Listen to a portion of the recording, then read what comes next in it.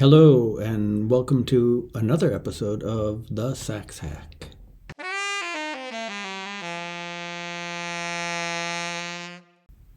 I found a new baby. It's an alto sax. This is a Pan American Alto made by Conn. Serial number 3569 something, so probably from the 1920s.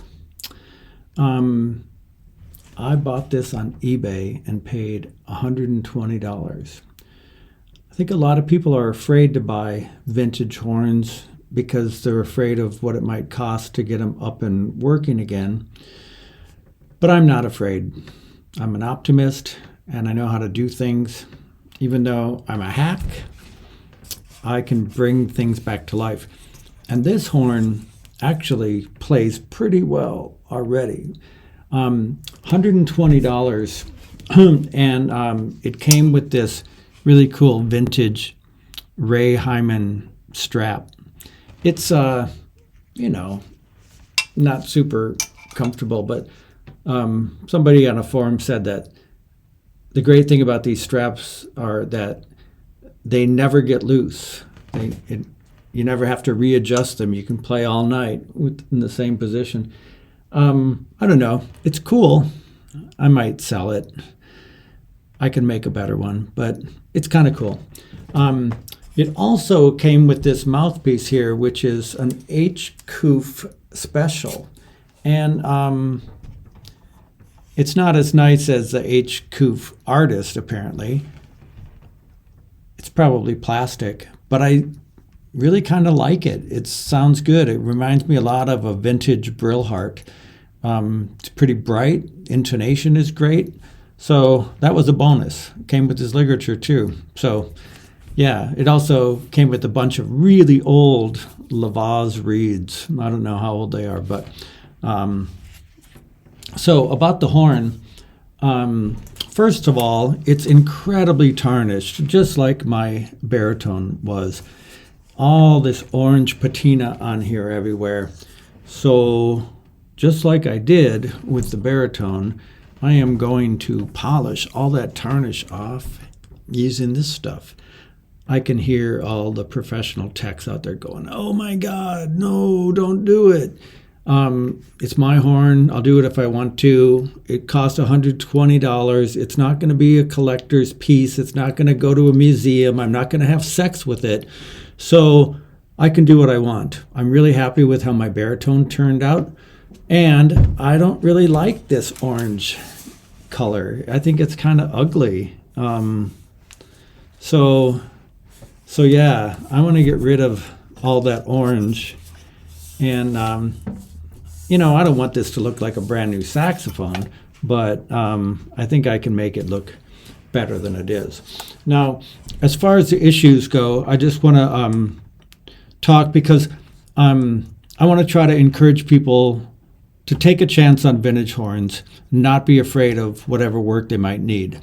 Now, the nice thing about this horn is it's not dented at all, not even a little bit. I didn't see a single dent anywhere. That's good. It's got the original neck. All the keys are in place. Nothing's broken or missing.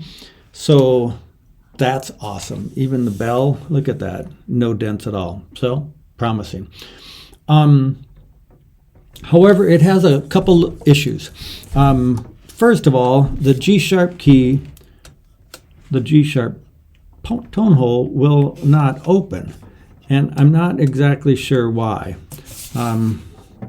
So there's an alternate G-sharp fingering down here that can open and close it. But there's somehow just too much tension happening here in this rod. I don't know if it just got corroded or whether it's too tight or something. I oiled it already. All the other keys really snap easily, right? So the springs are in good shape all the way up and down the horn, except for just this one. So I'm going to take the rod off of there. and clean it, oil it, and see what the issue is with that. So that's one of the things I'm going to do. Another thing is it's missing a spring here on the A key. See how that doesn't open or close like it should? The spring is actually broken off there. So I might have to take the whole upper stack off to get at the spring. I can see where it's supposed to go right in here. So that's another issue. Another issue is that when I got the horn, the octave key was kind of bent up. And as a result, the octave pip didn't close all the way. It stayed open just a little bit, and it's made it impossible to play in the lower register. So I just bent that key back down into place. I put a little wedge underneath the key. Again, I don't know if this is kosher or not, but I put a little wedge. I actually used my crochet hook, which I used as a spring puller, and I stuck it underneath here and then pushed down on here, and it bent really easily. I was kind of surprised how soft that brass was. But in any case, I got it there, but now it doesn't make contact with the octave key, so I need just a little bit of cork on there. That's a real easy job. Actually, all these jobs are easy. I don't think I'm going to need any new pads like urgently, because I played this for quite a while today and I could play all the way to low B flat without too much trouble. So these three little issues here, the G sharp key, the A key that's missing a spring, and this that's missing a cork, are what I want to do. And I want to see how long it takes me to do, because if I can do it as fast as I think I can, maybe it'll be encouraging for the rest of you to think, you know, in spite of what everybody says, oh, don't try to work on it yourself. Take it to a professional, blah, blah, blah, right? The problem with that philosophy is that it's dooming a lot of horns like this to the trash heap, because people always say, well, it would cost more than it's worth to get it fixed up. Okay, maybe that's true. I mean, it's $120, so it already doesn't cost very much. It's already not worth very much. However, man, this thing is a player. It sounds great. It's a lot like a New Wonder. It's from the same era. It does not have the rolled tone holes, but that's not necessarily a bad thing, because these straight tone holes might actually seal better than the rolled ones. It plays with a lot of power, and I really love it already. So, okay, so what I'm going to do is go to work on these three things, let you watch, and then when I get done, I'll let you hear it, and then maybe you'll have the courage to go shopping yourself. It's amazing the values out there in saxophones, especially vintage ones, because so many people don't want to fuss with them, just like old houses. You know, people are spending 2-3 times what this old house cost me, because nobody wants to do any work, right? If you're willing to do some work, you get a much more solidly built, classic, beautiful thing than just buying something brand new, okay? So let's see. I'm going to start easy. I'm going to go to work first on the octave key that needs a little cork. Now, I bought some cork, and it comes in these little sheets, and these sheets are all different thicknesses. They have some that are almost like paper thin, some that are just a little bit thicker, all different sizes. So you can easily find the right size. But even if you don't have cork like this, you could use any kind of cork, like this. There's a wine cork. I don't remember drinking this, but I saved the cork. And so I'm just going to show you. This is going to be easy. Okay? Here comes job number one. Okay, so first of all, I have to figure out how thick the cork needs to be. The octave key is operating like it should. It closes when I press the G key and opens nicely, but it doesn't make contact with that. Once upon a time I used to just take this ring here and bend it, and you could do that too. But obviously just a little bit of cork there would work. So I could just take a little sample of the cork that I bought and find a little bit of that and see if it is the right thickness. I'm thinking this one might be too much. It opens the key nicely. Yeah, that works pretty good. You want it to be thick enough so that it will open the octave key, but not so thick that when you release the octave key, the octave pip doesn't close all the way. But it looks like it's doing its job. So this is just about the right thickness. But what I'm going to do is just cut a little bit of the wine cork that's just as thick as that. I bought this tool today at Walmart for like $4. This is a nice thing for to have when you're cutting cork. But for a long time I didn't have something like that, so I just used like a razor blade. That's what I'm going to use here. I'm using Sax Hack tools just for all the amateurs out there to encourage you that you can do this with homemade tools. Super easy.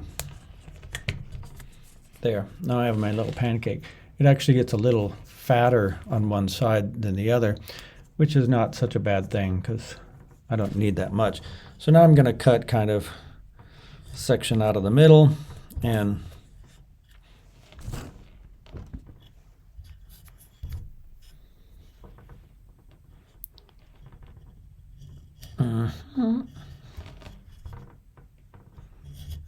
there we go. So that looks close to the same thickness as what I was working with. So that's what I'm going with. Doesn't have to be quite that long. So, okay. Next step.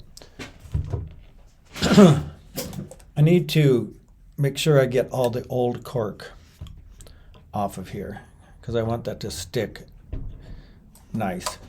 That cork is pretty much non-existent, but there's just a little hair of it here. And then I want to scrape this. I'm just going to use a razor blade here. And I want to scrape that all the way down to the bare brass because I want that to be really nice and clean so that this cork is going to stick. Okay? Alrighty. So the next step is to glue that cork onto here. Now, before I knew what I was doing, I would have assumed that you put the glue on here and then stick the cork on there.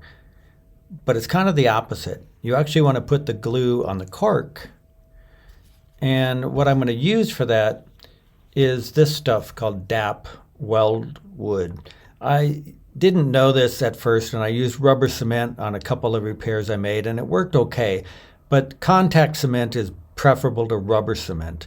So this stuff is only $5 for a tube, and that's going to last me an awful long time. I'm just going to coat the top surface with that. Try not to get this stuff on your fingers because it's really icky and hard to get off. Now that's more than I want, so I'm going to try to just scrape off some of the excess. There, that's not bad. You want it to cover it pretty completely. Spring is kind of useful for handling it. So there. I got the contact cement on that side. You kind of just let that sit for just a second till it gets a little tacky. Okay? So The next step, and I found this kind of interesting, to really make it stick, what you want to use is a little torch like this. Heat up the metal. That'll make it more porous, and it will make it grab that glue better. And so here we go. Just heat that up a little bit. Doesn't take much at all. Okay, and now take the cork and stick it on there. Okay, there. This stuff sets up pretty quickly, so I'm just going to hold that for a few seconds here.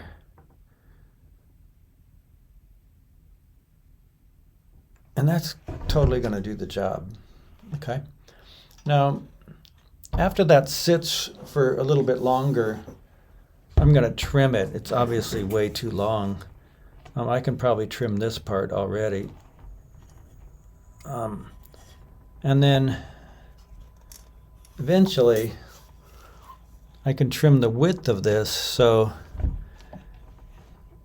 it's not wider on both sides. It's a lot easier to do that after you glue it. The glue is going to set up really good. And now look at that octave, bing, ding, ding. And what I have to be careful of is when I release the octave key, I want to make sure it closes all the way, even if I'm pressing the G or not pressing the G, because you see the octave mechanism does go up and down a little bit there.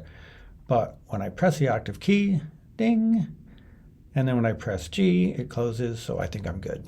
So that job's done. That's job 1 out of 3, maybe 4.